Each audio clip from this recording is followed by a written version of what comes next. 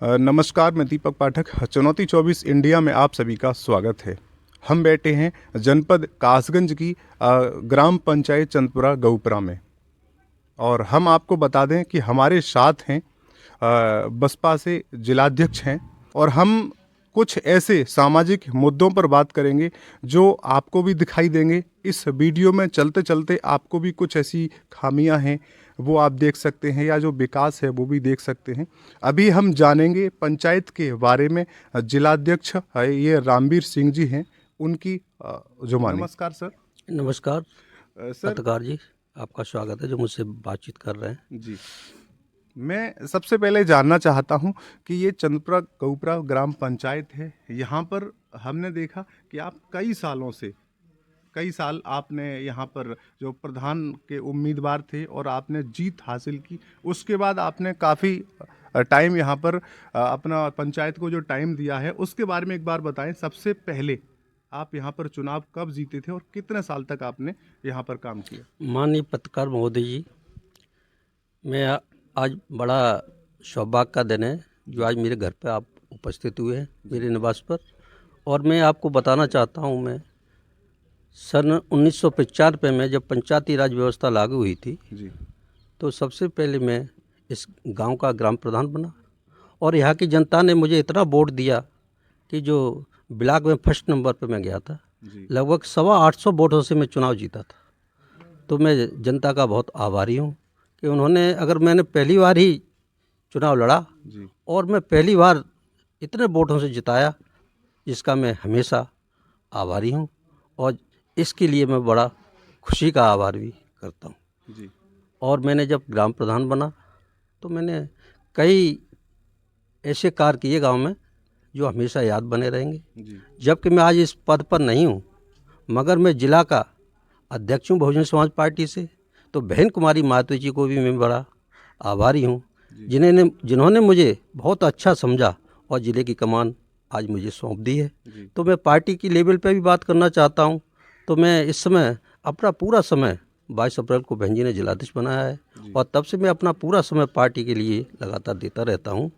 और सुबह 8 बजे घर से निकलता हूँ और लगभग 8-9-10 के बीच अपने घर पर वापस आता हूँ।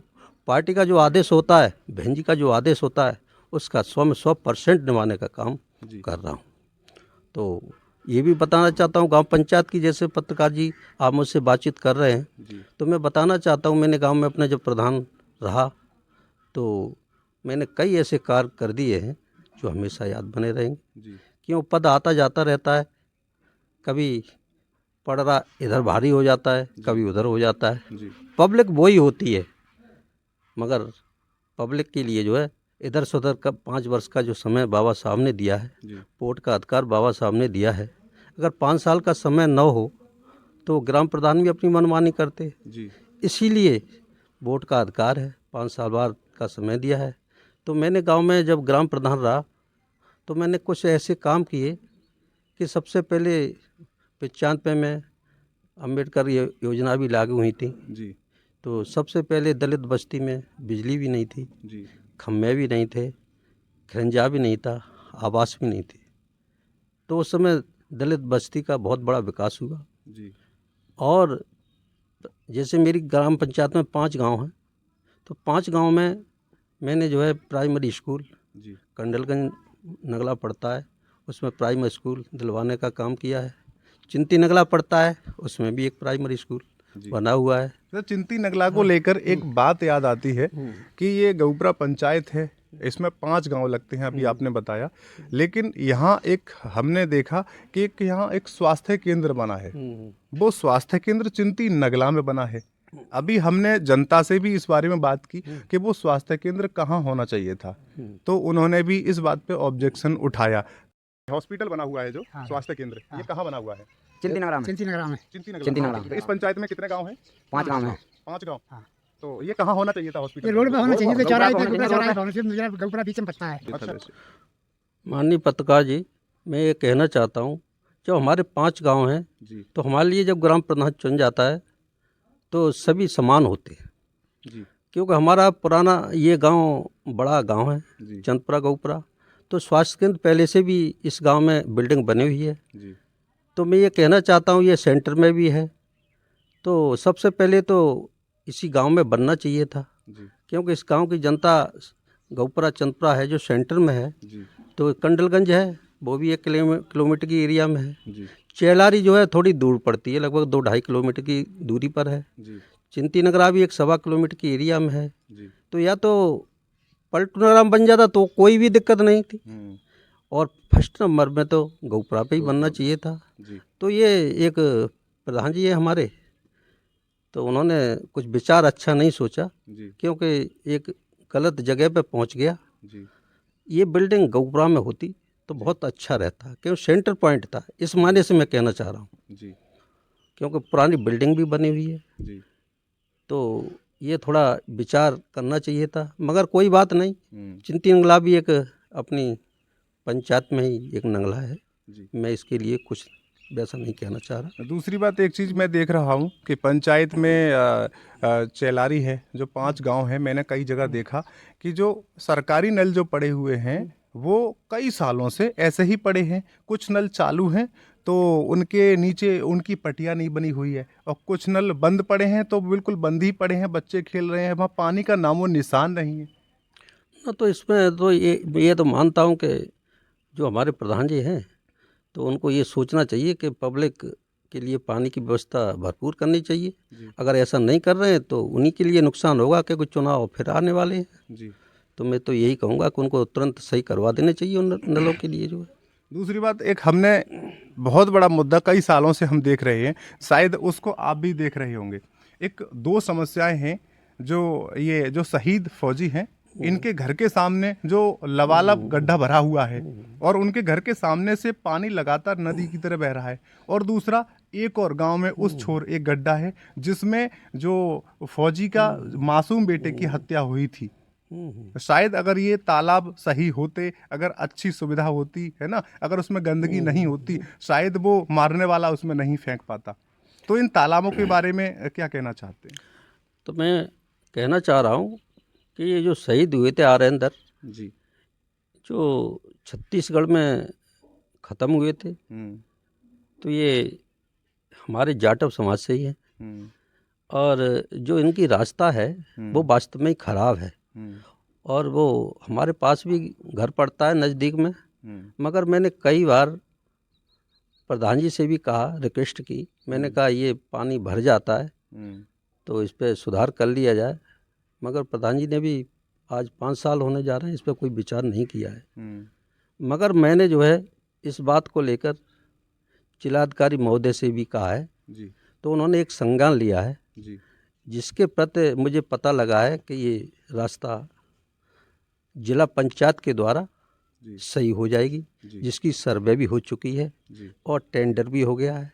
10-5 दिन के भीतर इस पर काम चालू हो जाएगा। अच्छा, ये बन जाएगा, हाँ, सही बन हो जाएगा। जाएगा। ये मुझे डीएम साहब से भी बड़ी खुशी की बात है, जी ये मुझे जो है जानकारी हुई है, ये काम चालू इस पर हो जाएगा। जी। और जनता के लिए क्या संदेश देना चाहेंगे? अपनी पंचायत है या अदर कोई सी भी पंचायत है, उसके लिए सही गलत का एक निर्णय लेने का उनको अपना हक है कि नहीं? नहीं, जनता के लिए तो पूर्ण अधिकार है, जी क्योंकि अगर बाबा साहब ने अगर वोट का अधिकार न दिया होता जी तो हमें कोई भी नहीं पूछता, जी क्योंकि बाबा साहब ने अगर वोट का अधिकार दिया है जी तो इसी के तहत तो चाहे गरीब हो चाहे रईस हो, सभी का वोट समान होता है, जी और चाहे एमएलए हो चाहे एमपी हो, जी। वो भी माथा एक वोट के आधार पे ही हम्म। जाता है और सर को झुकाता है। जी तो इसी के तहत जनता जिसको उचित समझती है उसी को वोट करती है, और एमएलए एमपी उसी वोट से चुने जाते हैं। वैसे जनता भोली भाली है, वो कुछ कह नहीं पाती है, तो क्या जनता को आवाज़ उठानी चाहिए? देखिए, जनता की बात उठाने के लिए जनता वोट करके नेता को चुन देती है, तो नेता का भी कुछ फर्ज होता है जी को जनता की बात को लेकर उठाए। जी मगर कुछ अपनी ये सोचते हैं कि भलाई बुराई लदेगी, तो इसके चक्कर में भी बात नहीं उठाना चाहते, मगर ये गलत है। बात उठानी चाहिए, जनता की बात उठानी चाहिए, जी और जनता को नेता का साथ देना चाहिए। जी बगैर इंजन के जो है डब्बे जो होते हैं, रेल की पटरी जैसी कहा जाती है, जी रेल के डब्बे जब भी चलते हैं जब रेल का इंजन डब्बों को खींचता है। जी। इसी प्रकार ग्राम प्रधान का पद भी एक ऐसा पद है जी जो गांव की जनता की समस्याओं को लेकर जी अधिकारियों तक पहुंचाने का काम करे। ऐसे प्रधान का चयन होना चाहिए। जी तो मैं आज भी, मेरा लंबा समय हो गया राजनीति में, जी मगर मैं बड़ा खुश हूँ कि जनता ने मुझे प्रधान बनाया और इस पद के साथ साथ मुझे पार्टी के भी कई पद मिले। कोई आज तक बहन जी ने सम्मान किया है और मैं सभी पार्टी के लोगों का भी सम्मान करता हूँ, जी क्योंकि लगातार चाहे सरकार किसी की भी रही हो, सभी की सरकार होती है। बीएसपी की सरकार रही, वो भी सभी की सरकार दी, सभी समाज का वोट मिला था। जी। तो वैसे ये जो शहीद के घर के और आपके घर के सामने जो है लबालब भरा हुआ है, वैसे कब तक होने का उम्मीद है, कब तक हो सकता है वैसे ये? हाँ, ये उम्मीद है कि अभी हमारे ये ठेकेदार जिनको ठेका हो गया है, जी। आज से 4-5 दिन पहले आए थे वो, जी तो उन्होंने मुझे कहा कि अध्यक्ष जी ये रास्ता होनी है सही, जी और आपने जो शिकायत की थी उसके आधार पर ये पास हो गया है, जी तो जल्दी जल्दी इस पर काम होने वाला है। जी।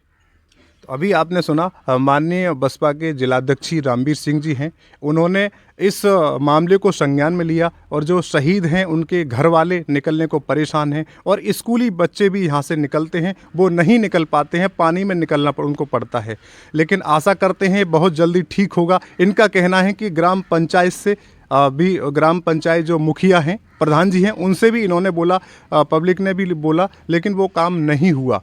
लेकिन अब देखते हैं वो काम होता है नहीं होता है या कितनी जल्दी होता है। बने रहिए। जय हिंद, जय भारत।